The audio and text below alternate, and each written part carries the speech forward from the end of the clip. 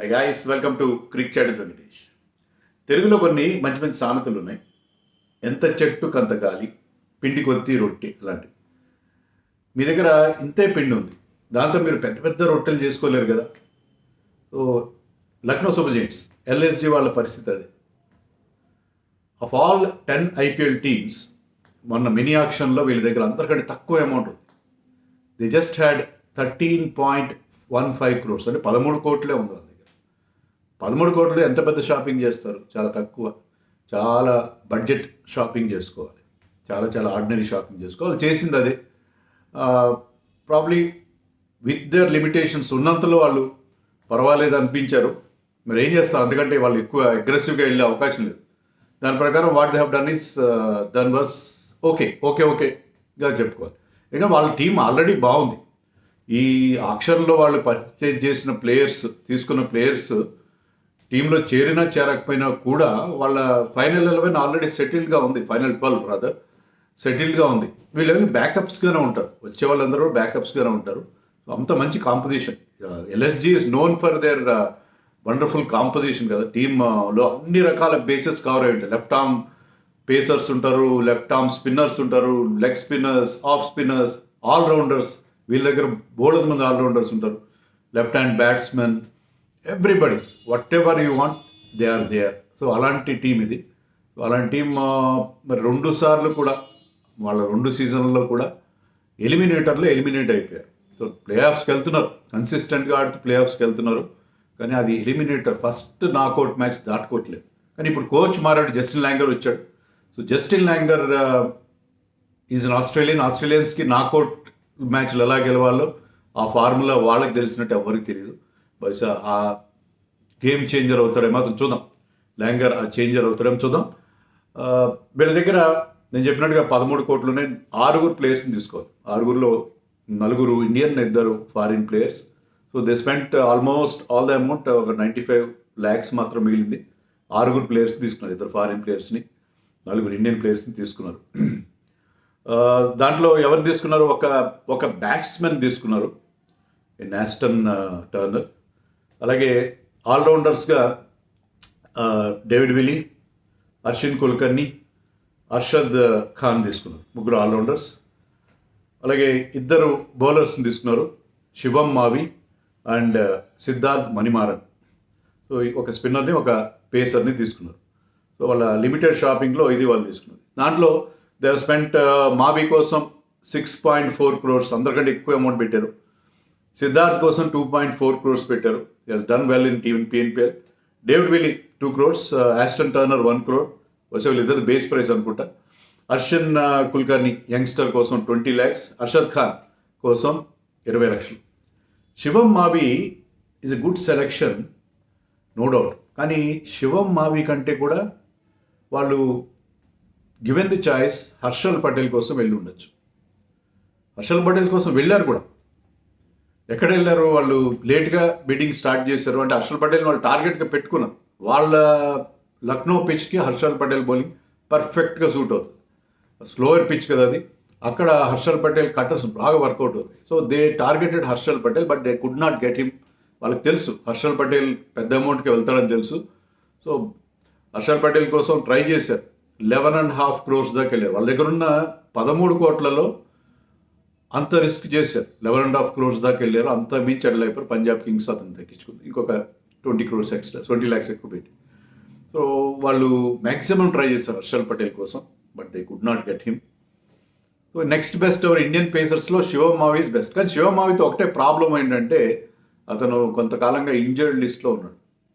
మరి అతను ఇంజరీ నుంచి ఎప్పుడు కోలుకుంటాడని వాళ్ళకి బహుశా వాళ్ళది might have done there homework. అతను త్వరలో కోలుకుంటాడని చెప్పి. ఎక్స్పీరియన్స్ ఉంది, ఐపీఎల్లో ఆడిన ఎక్స్పీరియన్స్ ఉంది. ఇండియా అండర్-19 ప్లేయర్, ఇండియా కూడా ఆడినట్టుంది. ఇండియా కూడా I think he played for India also. So Shivam Mavi లాంటి ఒక ప్లేయర్ని తీసుకుంటే he can do little bit of batting also.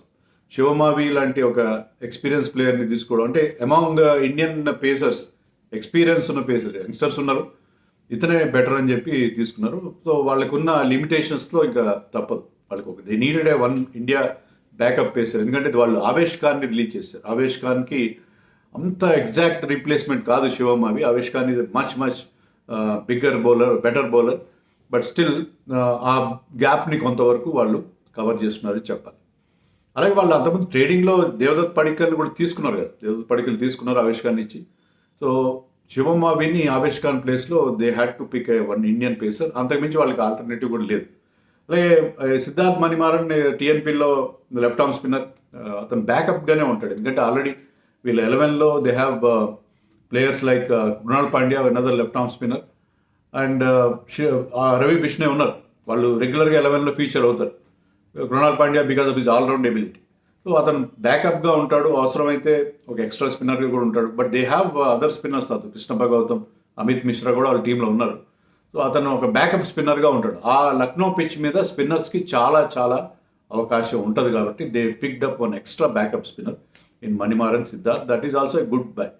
And David Willey is a smart pick అని చెప్తాను. ఎందుకంటే David Willey very very useful all-rounder, very useful all-rounder. అతను కూడా పెద్ద పేస్ లేదు David Willey, left arm pacer, and he bowls those cutters well. Cutters బాగా వేస్తాడు. ఆ లక్నో పిచ్ పైన, ఎకరానా స్టేడియం పిచ్ పైన అవి బాగానే వర్కౌట్ అవుతాయి. And you can bat well at any point. 5లో ఆడగలడు, లోయర్ మిడిల్ ఆర్డర్లో ఆడగలడు, బిగ్ హిట్స్ కొట్టగలడు. Very useful all rounder. అలాగే they have picked Ashton Turner కూడా. ఆస్టన్ టర్నర్ గురించి ఎప్పుడో మనం 2019 లాస్ట్ వన్డే వరల్డ్ కప్ ముందు ఆస్ట్రేలియా ఒక సిరీస్ ఆడింది ఇండియా వచ్చి. అప్పుడు ఒక మ్యాచ్ ఎక్కడ జరిగిందో నాకు గుర్తులేదు. ఇండియా 350 అంతా చేశారు ఫస్ట్ బ్యాటింగ్ చేసి. బట్ టర్నర్ ఒక గేమ్ చేంజింగ్ ఇన్నింగ్స్ ఆడాడు. 80-85 నాట్అవుట్ ఎంత ఆడాడు, గోల్డెన్ 6లు కొట్టాడు, 200 స్ట్రైక్ రేట్తో వన్డేలో ఆ మ్యాచ్ గెలిపించి పెట్టాడు. అలాగే మనకి ఆస్టన్ టర్నర్ గుర్తుంటుంది. తర్వాత he did not play many matches for Australia, వన్డేలో T20లో కానీ. But he plays for Perth Scorchers. He and David Willey ఇద్దరు కూడా పర్త్ స్కార్చర్స్కి ఆడతారు. సో పర్త్ స్కార్చర్స్కి జస్టిన్ లాంగర్ కోచ్ కాబట్టి వాళ్ళని అతను పిక్ చేసినట్టుగా మనం అనుకోవాలి. So Justin Langer hand pick చేసే వీళ్ళిద్దరిని, వాళ్ళకి ఆ కంఫర్ట్ లెవెల్స్ ఉంటే వాళ్ళతో కలిసి పనిచేసిన కంఫర్ట్ లెవెల్స్ ఉంటాయి అతనికి. So but they are good buys. Ashton Turner is a lower order batsmen. స్టాయినస్కి ఒక బ్యాకప్గా ఉంటాడు. స్టాయినస్కి even David Willey also is a backup for Stoinis కానీ, లేకపోతే పేసర్స్ కూడా. ఎందుకంటే వీళ్ళకి ఒక ప్రాబ్లం ఉంది నవీన్ ఉల్ హక్ విషయంలో. They have just 2 foreign pacers. దాంట్లో మార్క్ వుడ్ అండ్ నవీన్ ఉల్ హక్కే ఉన్నారు. దాంట్లో మనకి నవీన్ ఉల్ హక్తో ప్రాబ్లం ఏంటంటే రీసెంట్గా అతను సెంట్రల్ కాంట్రాక్ట్ సైన్ చేయడానికి రిఫ్యూజ్ చేయడంతో అతను, ముజీబ్, వీళ్ళు వీళ్ళు ముగ్గురు కూడా రిఫ్యూజ్ చేశారు to sign the central contract. దాంట్లో ఆఫ్ఘన్ క్రికెట్ బోర్డు మీరు వినే ఉంటారు, వీళ్ళ ముగ్గురు మీద 2 ఏళ్ళు బ్యాన్ విధించింది in playing in foreign leagues. NOC వాళ్ళు నో అబ్జెక్షన్ సర్టిఫికేట్ ఇస్తేనే వాళ్ళు దేశం దాటి వచ్చి లీగ్స్లో ఆడే అవకాశం ఉంటుంది. So that has been refused by now. As of now వాళ్ళకి ఆ రిఫ్యూజల్ ఉంది. కానీ matters will settle down before IPL అనుకుంటున్నాను నేను. వీళ్ళు కూడా కొంత బోర్డుతో వాళ్ళకి రాజీ కుదురుతుంది. కుదరకపోతే Naveen ul Haq will not play. ఎందుకంటే Naveen ul Haq last time I think 10-11 మ్యాచ్లు ఆడాడు. He picked up good number of wickets.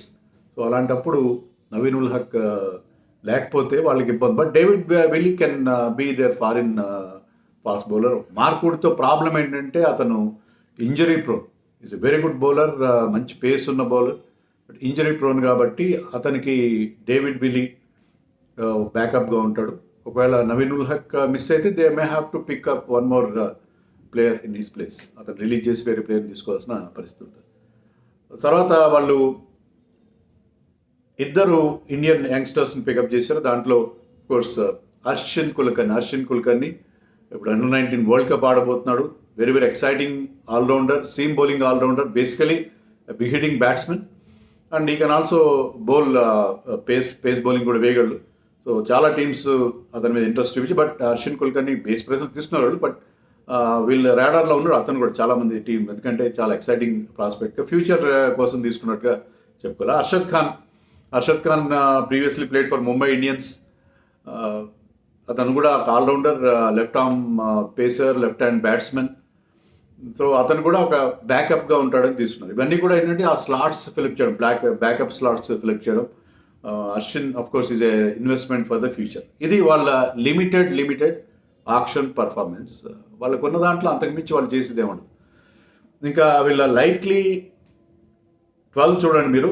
So Quinton de Kock open చేస్తాడు విత్ దేవదత్ పడిక్కల్, నాట్ రాహుల్. రాహుల్ ఇటీవల కాలంలో అంటే క్రిక్బాజ్ వాళ్ళు ఇచ్చిన రిపోర్ట్ ప్రకారం ఏంటంటే ఆల్ ఫార్మాట్స్లో he wants to play in the middle order. ఎందుకంటే అతను ఆల్రెడీ వన్డేల్లో కానీ టెస్ట్లో కానీ మిడిల్ ఆర్డర్లోనే ఆడుతున్నాడు, మిడిల్ ఆర్డర్లో క్లిక్ అవుతున్నాడు కూడా, బ్రహ్మాండంగా క్లిక్ అవుతున్నాడు. T20లో he uses to open mostly, but ఇప్పుడు ఏంటంటే T20లో కూడా అతనికి బోల్డెన్ పోటీ ఉంది. శుభన్ గిల్ లాంటి వాళ్ళ నుంచి రుతురాజ్ గైక్వాడ్ ఇలాంటి వాళ్ళందరితో పోటీ ఉంది కాబట్టి, Yashasvi Jaiswal of course, he wants to bat in the middle order. Middle ఆర్డర్లో కూడా ఆడగలనని చెప్పి ఎన్నోసార్లు ప్రూవ్ చేస్తున్నాడు. సో తన T20 ఇంటర్నేషనల్ కెరీర్ ప్రస్తుతం అయితే he is getting ignored for T20s, is not getting considered for T20s. త్వరలో ఆఫ్ఘనిస్తాన్లో జరిగే T20s కూడా అతను పికప్ చేయకపోవచ్చు, చేసే అవకాశం కూడా ఉంటుంది. అది ఎందుకనేది నేను వేరే వీడియోలో చెప్తాను. ఎందుకంటే మనకి క్యాప్టెన్ కావాలంటే అతన్నే పికప్ చేయాలి. కానీ అతను T20sలో ఎందుకనో అతన్ని నాకు తెలిసి కన్సిడర్ చేయట్లేదు. It's a good decision also. నేను ఇంతకుముందు కూడా ఒక వీడియో కూడా చేశాను కేఎల్ ఖతం అని చెప్పి. కేఎల్ రాహుల్ని కేవలం వన్ డేస్ అండ్ టెస్ట్ మ్యాచ్కి చేయాలి, T20 ఫార్మాట్ ఎందుకు అతను suitable. But he wants to resurrect his T20 international career. T20 international కెరియర్లో ఆడాలంటే నేను ఐపీఎల్లో కూడా మిడిల్ ఆర్డర్లో ఆడి ప్రూవ్ చేసుకోవాలన్నాడు. I can prove also. He always does well in IPL. Unfortunately last సీజన్లో మిడ్వే త్రూ అతనికి ఇంజరీ అయింది. సో ఐపీఎల్లో ఎప్పుడు కూడా అతను కన్సిస్టెంట్గా పర్ఫామ్ చేయడం చూసి ఈసారి కొత్త రోల్లో బిగ్ హిట్టింగ్ రాహుల్ని మనం మిడిల్ ఆర్డర్లో చూడబోతాం. సో దేవదత్ పడిక్కల్ని వాళ్ళు ట్రేడింగ్లో తీసుకున్నది కూడా ఒక ఓపెనర్, కానీ Devdutt Padikkal always does well as an opener only. First season ఆర్సీబీకి ఆడినప్పుడు ఓపెనర్గానే అతను బాగా పర్ఫామ్ చేయడం మనం చూసాం. ఒక్కటేమవుతుందంటే క్వింటన్ డికాక్ కానీ కైల్ మేయర్స్ ఇద్దరు కూడా లెఫ్ట్ హ్యాండర్స్, ఇద్దరు లెఫ్ట్ హ్యాండర్స్ ఓపెన్ చేస్తారు. When 2 right handers are opening, why not 2 left handers? So left right combination ఉండదు కానీ, బట్ వాళ్ళిద్దరు కలిసి ఓపెన్ చేస్తారని చెప్పి మనం ఎక్స్పెక్ట్ చేయాలి. Devdutt Padikkal is good up front, మంచి ఫామ్లో కూడా ఉన్న డొమెస్టిక్లో. సో అది వాళ్ళ opening combination, QDK and DDP. 3లో దీపక్ కూడా ఆఫ్ లైట్ మంచి ఫామ్లోకి వచ్చాడు. Last season he had a nightmare, ఒక పీడకల్ లాంటి. సో రాహుల్కి ఇంజరీ కావడం, దీపక్ కూడా ఘోరమైన ఫామ్, ఇవన్నీ కూడా వాళ్ళని బాధపెట్టినాయి లాస్ట్ ఇయర్. మిడిల్ ఆర్డర్లో చాలా క్రైసిస్ కనిపించింది. కానీ ఈసారి దీపక్ కూడా ఫామ్లోకి వచ్చాడు and useful bowler also. So Deepak కూడా ఫామ్లోకి రావడం అనేది వీళ్ళకి పెద్ద ప్లస్ అవుతుంది ఈ సీజన్లో. అలాగే KL Rahul in all probability will bat at number 4 and 5లో they have wonderful player in Nicholas Pooran లాంటి ఒక మంచి ప్లేయర్ వాళ్ళకి నెంబర్ 5లో ఉన్నాడు. స్పిన్ బాగా ఆడతాడు, లెఫ్ట్ హ్యాండర్, బిగ్ హీటర్. 6లో స్టాయినస్. సో వాళ్ళకి మంచి ఫైర్ పవర్ ఉంది. 5 and 6లో అద్భుతమైన ఫైర్ పవర్ ఉంది. 7లో కృణాల్ పాండ్యా కూడా వెరీ గుడ్ ఫినిషర్. అండ్ 8లో ఇంపాక్ట్ ప్లేయర్గా బదోని, బ్యాటింగ్ టైంలో ఇంపాక్ట్ ప్లేయర్గా బదోని ఉంటాడు. బదోని మీద వాళ్ళు కాన్ఫిడెన్స్ పెట్టారు. బదోని కాకపోతే ప్రేరక్ మన్కడ్ కూడా ఉన్నాడు వాళ్ళకి, ఇంకొక ఆప్షన్. అందుకనే వాళ్ళు ఎలాంటి ఇండియన్ ప్లేయర్ బ్యాకప్ కోసం లేదు. Of course Ashwin is a backup, Ashwin Kulkarni, but is too young. అప్పుడే అతన్ని మ్యాచ్లు ఆడిస్తారు అనుకోను, ఇనిషియేషన్ ప్రాసెస్లో ఉంటాడు. So they are picking, they have faith in Ayush Badoni అలాగే ప్రేరక్ మన్కడ్లో ఒకరు ఇంపాక్ట్ ప్లేయర్గా వాళ్ళకి పనికి వస్తారని చెప్పి వాళ్ళు బిలీవ్ చేస్తున్నారు.